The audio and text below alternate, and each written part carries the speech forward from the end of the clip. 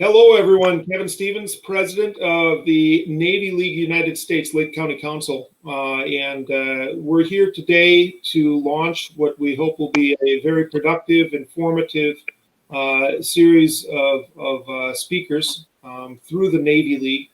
And our objective is to inform, keep people aware, and help people give avenues to support the sea services and the great things we see our sea services do to defend freedom and democracy around the world, make the world a safe place and a productive place for commerce and security. And to launch our speaker series, what we'll be doing today is welcoming Command Master Chief David Twiford, from the Recruit Training Command over here at Great Lakes. It's interesting because, and I just want to throw this anecdotally in there, Master Chief. When I was young, growing up, there were a lot of people who didn't even know we had a Navy base here in Lake County to this day. So I'm glad we're able to launch this and have you speak, because it's really, a lot of the time we Navy League, we think big Navy stuff. To keep it local here where we meet in Great Lakes. And get some information from you and help the folks around town here, as well as across wherever they're coming from, understand what goes on here. And Command Master Chief has a fairly extensive biography, and I agreed not to embarrass him by reading it. But certainly we thank you. We have much gratitude for the years of service you've put in. He has been Command Master Chief at Recruit Training Command since May of 2018. Which means he should be cycling out soon. Is that right, Master Chief? I leave in about 3 weeks, yeah. Outstanding. So we caught him just in time, and he's going to talk to us a little bit about the state of the base, state of what's going on over at the command there, and some interesting interactions and visits that they've had in the process of dealing with COVID and thriving in the environment we're in. So, Command Master Chief, with no further ado, I would like to turn it over to you, and I will sit silent and listen to your wisdom. Thank you. Awesome. Thank you. I really appreciate you guys having me. It's a great opportunity just to tell you guys what we're doing. I know several members of the league there are former RTC alumni, so reconnecting with those guys is always a good thing. So what have we done here for COVID? COVID's the big driver in the world right now, and for boot camp. Captain and I have talked. Captain's been in the Navy over 32 years. I've been in the Navy about 25 years.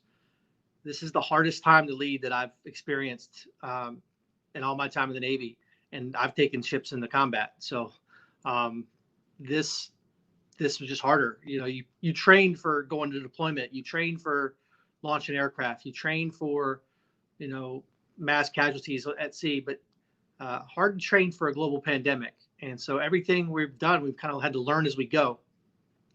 So come March, we saw, from February to March, we saw the press and the news reports show that the pandemic was getting a little bit worse. And we were going to start having to take steps that we weren't traditionally doing during cold and flu season, to include, isolation, quarantine, things like that. And we had to get pretty creative here. We can house, tens of thousands of sailors here, but everything's in a training pipeline. And so how we get that pipeline going to get everybody in, on track, and out in a certain time, and then keep that machine going, it's a dance, and it's got to be choreographed just right. And so when you start throwing in, okay, I'm going to take this barracks, which has traditionally been a training barracks, and I'm going to convert it to an isolation barracks. And I'm going to take this barracks and turn it into a ROM barracks. It gets tricky. It can be difficult. So we were able to do that. We worked with the big Navy, and we said, okay, we're going to have to make some of these transitions on how we use these barracks as we hold people. And we're going to make, we're going to need you to slow down the numbers. We stopped taking recruits for about 3 weeks. We called it taking a knee. What that did for us, we didn't stop training during those 3 weeks, because all the recruits that were already here continued in their training pipeline. And there was over 4,000 here when that happened. So we never stopped. We just took 3 weeks off from taking new recruits in. That allowed us to reset our posture here on base with how we house people and the training pipeline. And then we reopened back up with smaller numbers, manageable numbers. We did that for about a month at about 500 recruits per week and realized, okay, we've got this. Let's go to 750. Did that for about a month. And then we looked at, okay, what do we need to get to at the end of the year to meet our goal, to meet the Navy's goal for the amount of sailors we need to man the fleet each year. And we said, okay, if we go to 1260 a week, we can do that. And 1,260 recruits a week is a lot. And we've been doing that now for a few weeks. And we're going to continue doing that through the end of the fiscal year. But we had to re-look at how do we get there. And so during all this time, how do we mitigate the pandemic and continue things going on? At no time did we ever convince ourselves that, we are going to come up with the magic sauce that makes it absolutely impossible to get COVID-19. That's not a thing. Anybody in the world who thinks they've figured that out, they've probably locked themselves in a home and never come out. But you have to, with so many people here at Recruit Training Command, you've got to interact with people to a degree. And so there's social distancing and there's hygiene protocols and there's cleaning protocols. But even in the SecDef, in his initial memo about COVID, he acknowledged that there are going to be scenarios in the military where social distancing is not possible. However, we should all practice it to the maximum extent to accomplish the mission. And so that's what we've done here. When we can, we do, and we to the max extent, but we still, the beat goes on. You must continue training. So in the end of March, we brought the entire crew to live on board RTC. And there's 1,100 staff members. And so now we got to factor in a barracks there too. A barracks is usually used for recruits. We convert that barracks to use for staff. And for about 8 to 10 weeks, we all lived on board. Now we did that because going home every night, there's a chance we can infect our families. There's a chance our families can infect us. So we're looking at all that. We're still learning a lot of the protocols. We're still watching, I want to say the CDC changed their guidance 6 or 7 times during that 8 to 10 week period. So we're adjusting to that. We're working with PrevMed. So we all lived on board. Huge challenge. If you think recruits are worried about their drill instructor, think about when their drill instructor lives, 30 yards down the hall from them. It's a different dynamic, but we made the best of it. Crew did a wonderful job. Challenge. We had about 100 people that, for whatever reason, I cannot live on board. Maybe they have a child with a health issue, a spouse with a health issue, single parents. Maybe they had a health issue.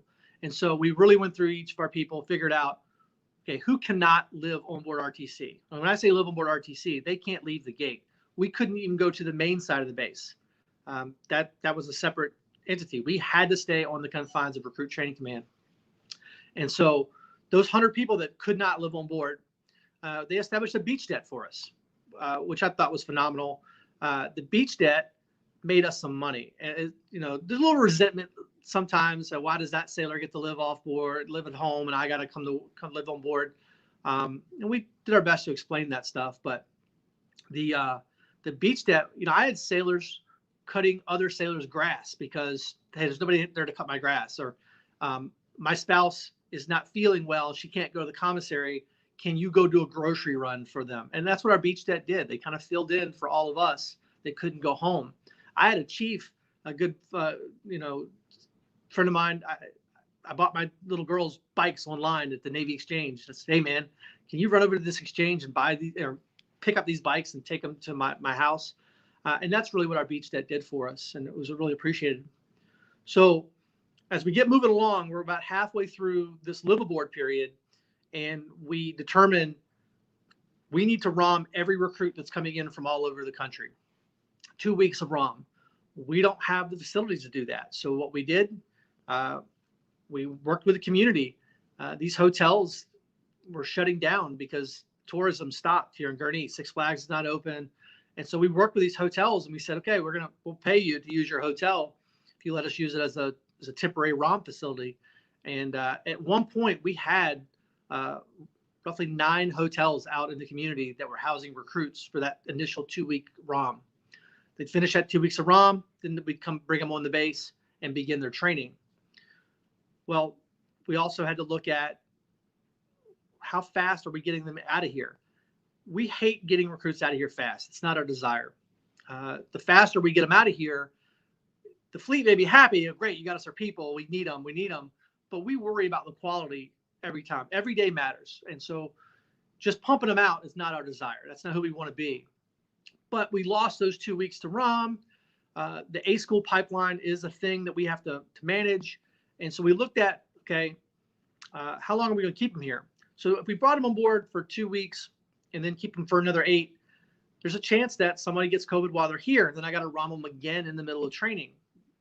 So we, getting them in and out clean, and healthy is a factor. So what we did is we compressed our schedule and got everything we normally do in an 8-week period. We've got it down to about 6.5 to 7 weeks, but that's using things like Saturdays and Sundays, which are traditionally non-curriculum training days. We've added the curriculum into a Saturday and Sunday to compress that schedule. Anything that we were doing that did not directly relate to mission accomplishment of being a sailor, we cut out. And I'll give you a great example. The pass and review. I'm not going to bring 4,000 families into a drill hall, and I'm not going to put 1,200 recruits in that drill hall just for a ceremony. It wasn't necessary. It's a nice to have, but didn't need to do it in this environment. So that goes away. Well, there's a lot of administrative stuff that goes with that pass review, practices and things like that. Well, that bought us some time. And we made little chunks like that throughout the schedule. So fast forward, we're completing the hotel things working. We're increasing the number of recruits. We said, okay, we can't live on board for forever. We're not at sea. We're not on a ship. We all took duty here, but we've got requirements at home. Our spouses work, our kids' school's going to start back up. So we went to what we call a rotation for the staff, where you would live on board for a few weeks, but then get to go home for a couple weeks just to reset. We did that for a little bit. It was working. We monitored our positive numbers. And so our thought process is, hey, if our positive numbers don't skyrocket with this rotation, it's sustainable. If they skyrocket, we know, okay, going home messed us up. We probably need to move back on board. Well, the numbers were solid. I mean, there weren't anything crazy and nothing we couldn't handle. But we did have positives. We managed it, not a problem. And then we looked at, okay, what is the rest of the base doing? What's the rest of the Navy doing? Well, they're going home every night. And so step 3 was, okay, let's let everybody go home every night and just, again, monitor our numbers, see how we can manage that. And we've been doing that now for a couple months, and it seems to be working well. The Navy's come on board with their testing program. We all get tested regularly. If you're not feeling well, you're sick, you're going to get tested that day. The Sentinel testing program is I would say random, but it's for your routine testing that you'll get done every few weeks. And so our numbers have stayed fairly solid at or below the national and state averages. So we're doing pretty well there. For recruits in ROM, again, we said the hotels are great, but the hotels eventually are going to want to start opening back up to the public. They want to, that's their bread and butter. So we worked with the Army National Guard up in Fort McCoy, Wisconsin, and they're coming off of their summer National Guard training surge, and they have barracks for days up there. And so they worked with the Navy and they said, we're happy to host you, do it up here. So we do that. And now recruit gets off a bus, goes to Fort McCoy, Wisconsin for 2 weeks. They eat up there. They do a little bit of training up there. They're still in isolation, socially distanced, but we just kind of take care of them up there for 2 weeks. And we bring them back down and we start their training cycle. And that's worked out very well. We've been doing that since August.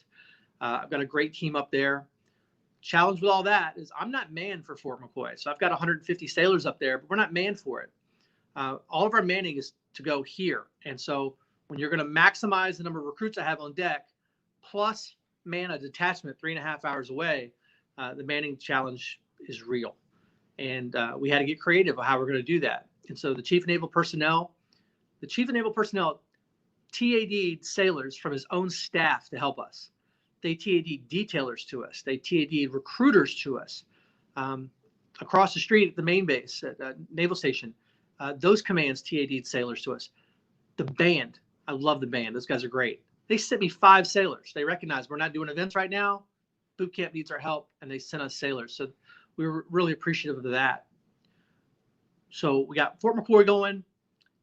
Manning's kind of short, and I'm maximized out. Tonight, I have 12,000 sailors we're responsible for. It's the most sailors we've had since I've been to CMC at one time, and it's a lot. So what do we do to do that?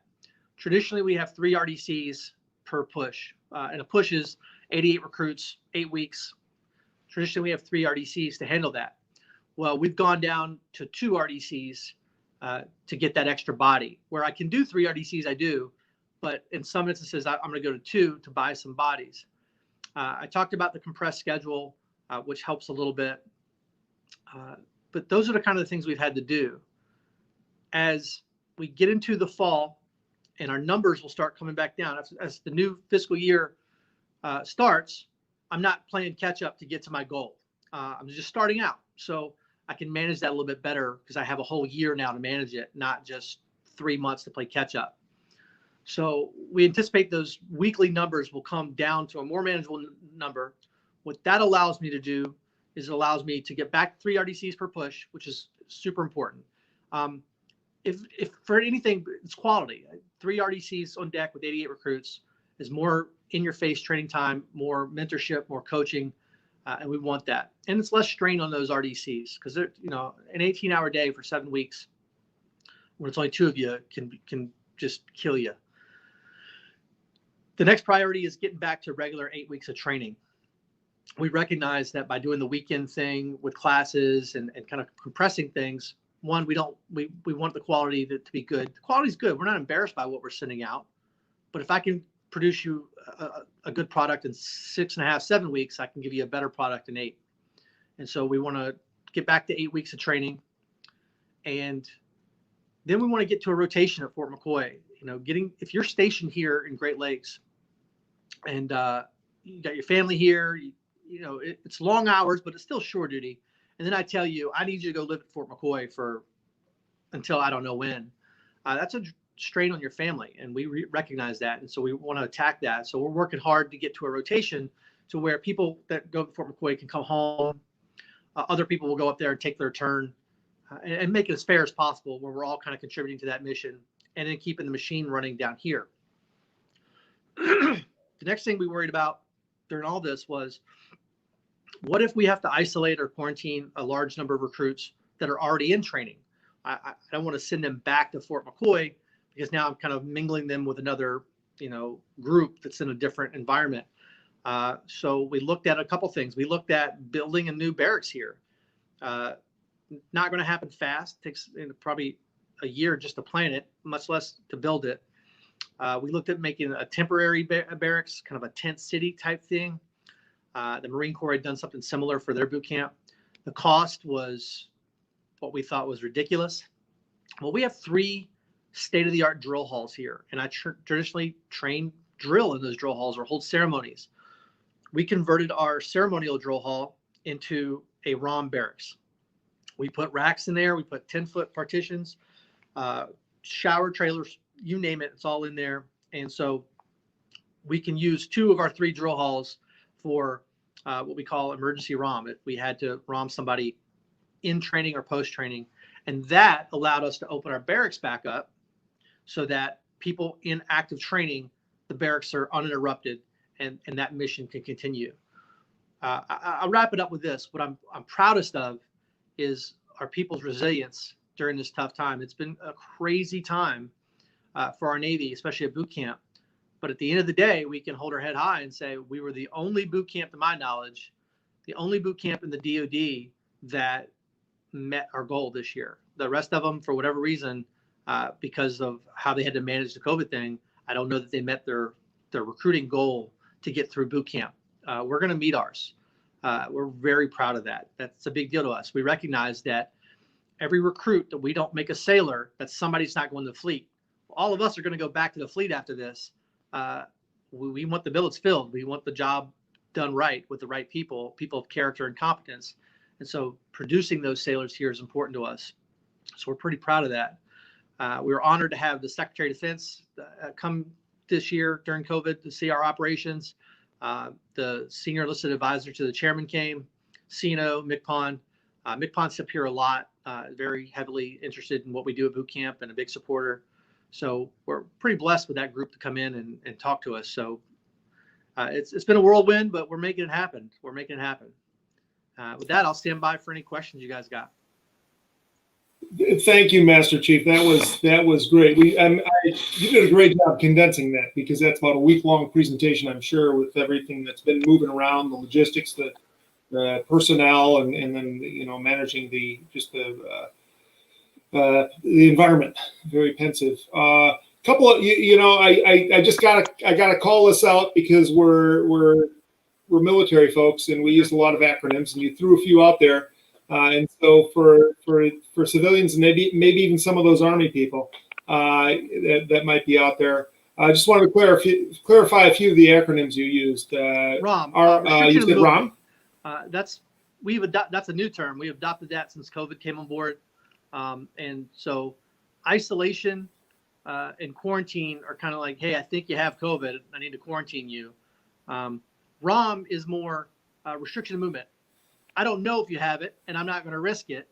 So I'm going to put you in an environment where you're less likely to infect others or get infected and be around people. And we call it ROM. Okay. And then another one was TAD, which I think. So some people call it TDY, but basically when you temporarily get assigned to another command that's not yours. Yeah. Okay, great. And I got to tell you, we got a lot of compliments coming in, and we're proud of you and your team. There's been a lot of, all of us all of us are facing challenges, and to manage what you have to, and some of the things I was unaware of. I know a lot of us were aware of the hotel stays and everything, but the logistics up to Fort McCoy.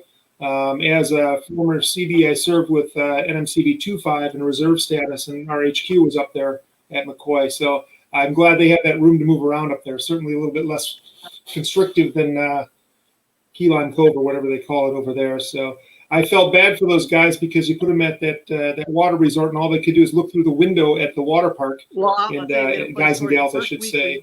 We put people in the Great Wolf Lodge. We let them have their phones. Huge mistake. I'll never do it again. But we ended up taking them away. But we're like, well, let's just let them have their phones. They're going to be stuck in this room for 2 weeks. And one kid decided to order Grubhub and then have the Grubhub driver put the McDonald's into a bed sheet from the 3rd floor and pull it up. And he recorded himself and put it on the internet. Thank God stupid people like to put shit on the internet, because that's how we caught him. Send that guy right over to Pre-Buds, man. Yeah. He's a thinker. Yeah. You know what I'd like to do now, Master Chief, and thank you so much for the presentation. I'm going to throw a few questions at you, sure. Respective of your time, but certainly we got a number of questions, and if you could just give a quick answer on them. There were questions about staffing. You did answer some of this in terms of increasing support. So could you tell us a little bit about the dynamics of what you had to do with increasing staffing and training those people? You said you brought a bunch of people in. The band sends people over. So how did that impact you? So we're traditionally staffed at about 1,100 folks to do this job. Instructors, RDCs, support staff. We weren't at that number. We're short on RDCs already. So when this happened, it got challenging. What Big Navy did for us was they went and scrubbed a lot of people who had been RDCs, recruit division commanders in the past, and they sent them here either on an IA as an individual augmentee or as an I-stop. An I-stop is basically, I'm going to send you to RTC boot camp for 6 months in between duty stations. So you're leaving Station A, going to Station B. In the middle, I want you to go to Great Lakes for 6 months and help them. Those guys, those sailors already had the training to be recruit division commanders. They'd done it before. So getting them in, it was a very quick refresher. Make sure they understand our current culture, what we expect, and then we threw them into the fight. I have a Master Chief off the Bonhomme Richard. The Bonhomme Richard had that devastating fire. A lot of sailors are kind of displaced from where they're going to work during that time. I had a Master Chief on that ship who was a previous recruit division commander. He volunteered to come back, and I put him into a key leadership position here that I was short on. So a lot of little things like that happened piecemeal over that's really helped. I'm still short. I still need more people. But Big Navy's recognized that, and they're working with us to get us people. But the band, here's the end of the day. I got petty officers who are good sailors. I don't need them to come and learn to be drill instructors in 1 week. The portion that I have them doing is more about the care and feeding. All you got to do is be a good person. Show the young person, this person's scared. They got off a bus or plane. We stuck them in some Army National Guard base for 2 weeks. They thought they were coming to boot camp. They're a little nervous about what's going on. We're in the middle of a global pandemic. I don't need that band sailor to become a mini drill instructor. I just need you to make sure this recruit's not scared. He's fed 3 meals a day. He's behaving. He's hygiening and following a pretty easy to follow along training track that we have up there. That's, again, it's just leadership 101. It's when they get down here to RTC where the boot camp experience is really going to start in earnest. The things that those sailors are doing, it's just leadership.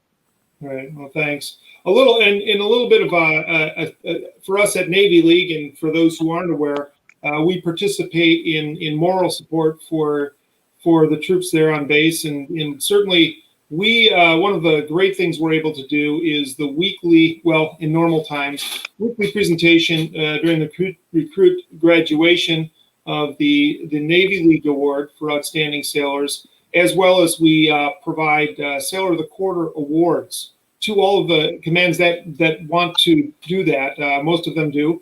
And then we bring in our special Lone Sailor statuettes and present those. The question is, are we at any place now? We're already getting a couple of commands on the main base that are participating. Is there a window there where we'll be able to come back over and start supporting your folks on base on RTC side?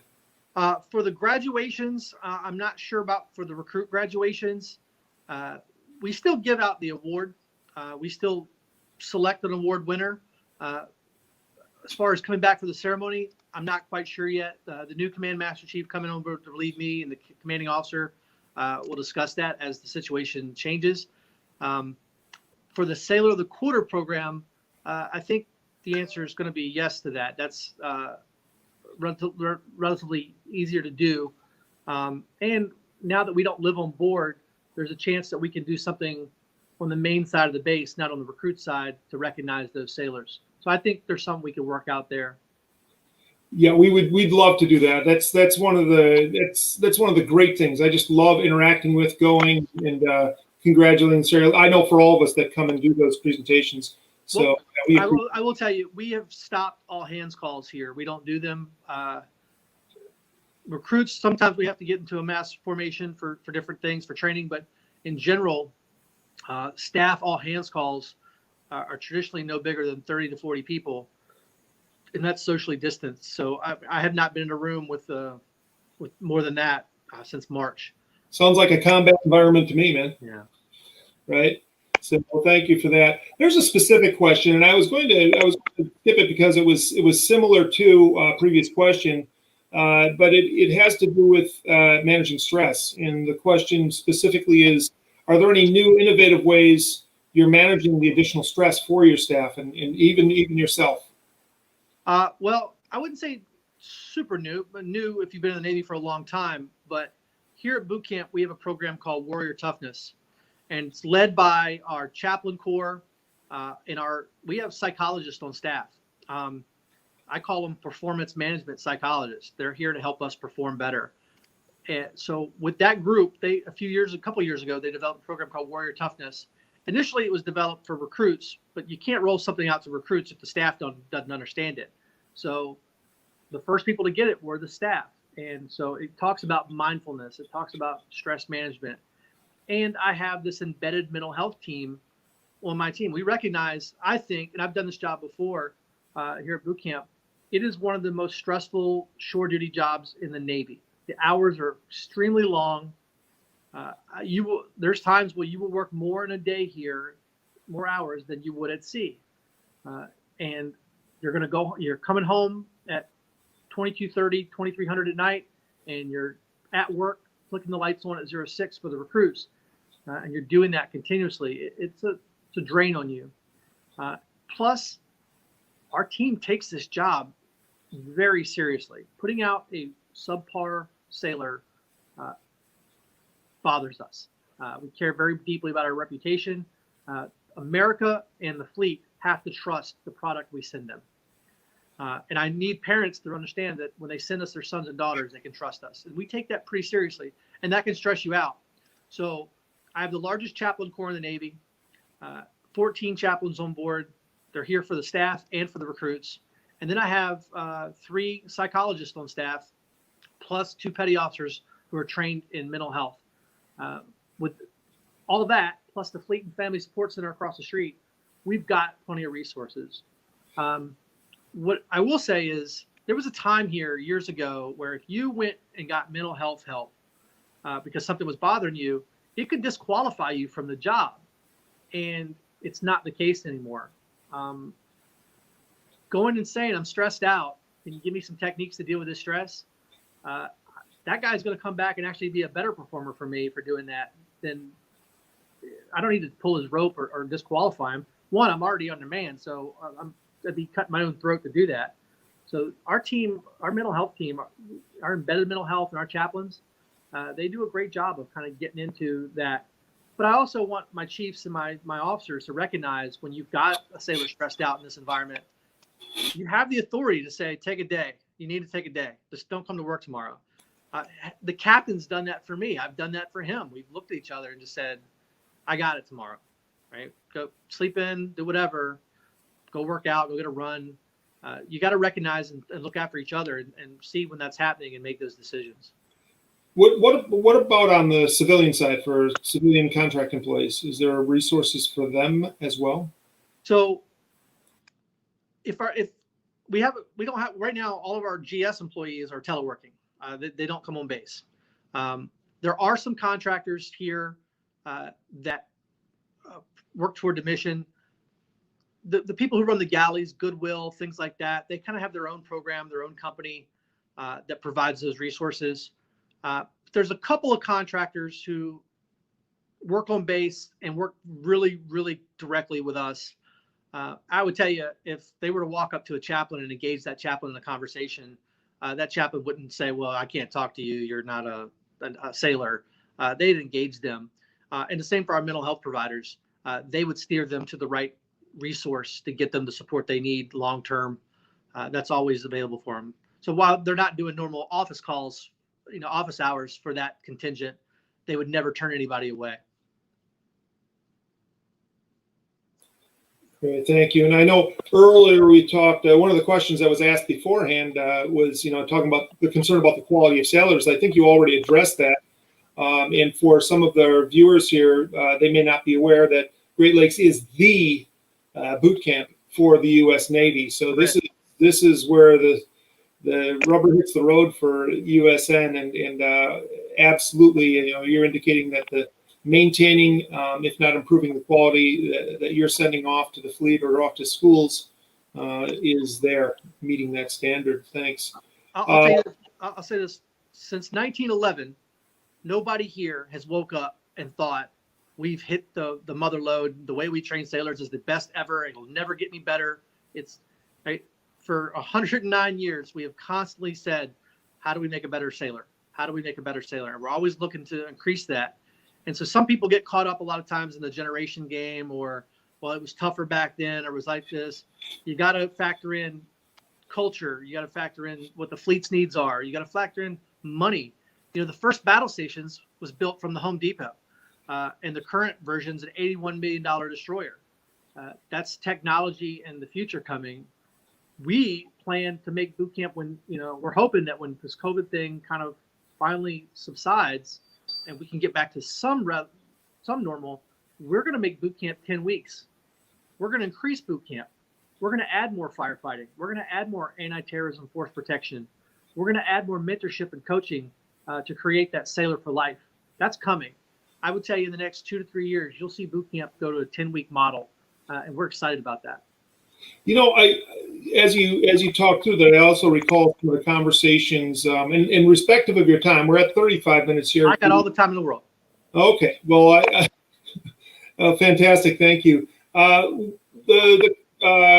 Captain Jim Hawkins asked about the resiliency training, the shift in mindset there at RTC. Can you speak a little bit to how that came about and where you guys are in terms of toughening up the sailors? Sure. We don't like to use the term resiliency, and not that resiliency is bad, but resiliency is usually how to handle something after it's already happened. So something bad happened, and how do you recoup from that and carry on? We touch on that a little bit, but we really, when we talk about toughness, it's left of bang. It's how do you deal with the everyday grind? How do you deal with when the event happens, you don't lose your cool. I'm happy after it's all said and done that you're able to get over it and get going again. But I need to know that when the missile's going to fly, you're going to respond. I also need to know that when your LPO yells at you because you didn't make your rack on the ship, you don't ball up and start crying and feel sorry for yourself. You just, you deal with that stress and you respond to it and you step up to the plate. So our Warrior Toughness program is really about that. But one of the complaints we got a few years ago was we just don't think these sailors are tough enough. And we had heard anecdotal stories in the fleet, and you're always going to hear anecdotal stories about, well, I was on this ship and I saw this, or I was here and I saw that, and we want more. So we started looking at it, and our psychologist, our chaplain, and we have a retired Master Chief SEAL. He's retired now, but at the time he was here on active duty. The three of them really locked themselves in a room and said, let's build a program that gets after this stuff. And so that's how Warrior Toughness was born. Whenever people ask me about, well, what is this Warrior Toughness? I'm not a psychologist. It's hard to explain. So I'm a sports nut. So I go back to the Bears. I say, can you imagine today's Chicago Bears? You know that they've got a sports psychologist on team that works in performance management for those players. Every major sports team has that. You know that there's probably a team chaplain, but also coaches who talk about teamwork and mentorship and, character development for that team. And then you have, being here in Chicago, there's always going to be some member of the 85 Bears that comes back every year and gives a pep talk to the current team about what was the culture there during their championship run. That's their Warrior Toughness program. That's the Bears Warrior Toughness program.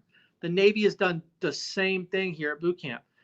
I've got a performance psychologist. Now, can she see every recruit? No, but she can teach every staff member these techniques that will reach them to increase their performance. My chaplains and my officer corps, they're talking about, in a way, not a drill instructor way where we're screaming and kind of knife handing, but in a way that's talking to you, adult to adult. This is what character means. This is what it means to be a part of our culture. And they're inculcating that. And then every sailor that they come in contact with here is the warrior. We love sea stories. I want the RDCs and the instructors to talk about those crazy times they had at sea. And some of them are funny, and some of them, things we wouldn't tell, our mom. But we teach them, how do you tell that story in a way that they walk away with a lesson, right? And I have one. When I was an E5, I woke up naked in the hospital in Rome because I went out and had too much to drink, acted like a fool, threw up all over myself, and got taken in an ambulance to a hospital in Rome on Liberty. Well, I can tell that story in a funny environment over a couple beers to a group of recruits. I talk about how I almost died that night, and it was my shipmate that saved me, that got me back to the ship. It was a command master chief who gave me a second chance. and didn't take me to NJP, but gave me that extra chance to overcome that. That's the warrior toughness piece there, where hey, this will happen to you. And then we also say this to recruits: you're going to get punched in the face, and you don't know when it's going to come. You're going to be okay. So half of you are going to go through a breakup. It's okay. You'll meet somebody new. A lot of you are going to lose parents. You'll be okay. You can fall back on us for support. We talk about that type of stuff. You have to know, when you're 18 years old, think you're on top of the world, you're going to get punched in the face, and you're going to be okay. These are the things and the tools we're giving you to overcome this stuff. You're going to get tested. Every sailor that leaves here, I tell this to all the graduating sailors. One of you is going to be driving home from work, and the car in front of you is going to flip into a ditch, and you got to go down and pull somebody out of a car. One of you is going to be sitting on the mess decks eating a bowl of Cheerios, and you're going to hear the flight deck fire alarm go off, and you got to go up and put the Harrier jet that just caught on fire out. One of you is going to be working, and hear a helicopter crash off the back of your ship, and you got to launch a boat and get 25 people out. All that stuff. One of you is going to be sitting in combat and hear missiles inbound. This is not a drill. All that stuff has happened in our Navy in the last 5 years. That's going to happen. You have to be ready for it. Know that it's coming, and know that you will be okay, and you will push through it. You will be the sailor who runs to the fire, not away from it. That's who you are. It's ingrained in you. And the last thing I tell them is, be proud of your service. I cannot tolerate people, and this happens a lot, sadly, that want to play the generation game. Oh, this generation is not as good as ours. Quit telling these young kids that their generation is not as good as another generation, because the older generation ain't the one going to the next battle. The current one is. They are in the next fight. Tell them you are it. You are the ones. You will do well. We believe in you, because they're the ones that are going to go in the harm's way. So I want them to go in there with a sense of confidence that I can do this as well as the World War II generation, the Korean War generation, the Vietnam War, Afghanistan, Iraq. I can do it. I served just as they do. I signed up like they did. I am ready to go. That's kind of what I love about Navy League when you guys come aboard, is I watch you guys interact especially during the award ceremony. Right? I've heard our Navy League folks have that same conversation with these young sailors. You're going to do great. I'm excited to see what you're going to do in the future in the fleet. I just tell our current sailors to ignore some of the stuff they see on Facebook. At the same time, we got to also not put stupid shit on Facebook. That helps too. Yeah, that's great. Just common sense wisdom from an outstanding Master Chief, and it's obvious why you sit where you are, and knowing that our new sailors are in those able hands. I just love listening to you, and your messaging is good for the masses as well as for sailors. The things you speak about generationally, and some of the perceptions, misconceptions. And then, of course, the troll stuff that you're speaking to on social media as well. It's good for us to get that information out, because in the absence of good information, you get all that other crud. And that's, the trolls thrive. So thank you so much for sharing with us today. I've got a couple questions here in terms of you and the command leadership there. Captain Thors, is he getting close to rotating out as well? I believe so. I think he's going to retire sometime in 2021. He's still working out that with his family and all that stuff. But I think this will be his last ride. And from being a former enlisted sailor to retiring as the commanding officer of boot camp, it's a great way to round out your career. Well, please do share our regards with him. He's been a fantastic partner. It's just been lovely working with him. Really enjoy he and his wife's company. So thank you so much to him as well. And then I move on to you. What's next for you as you roll on, sail away, I should say? I am.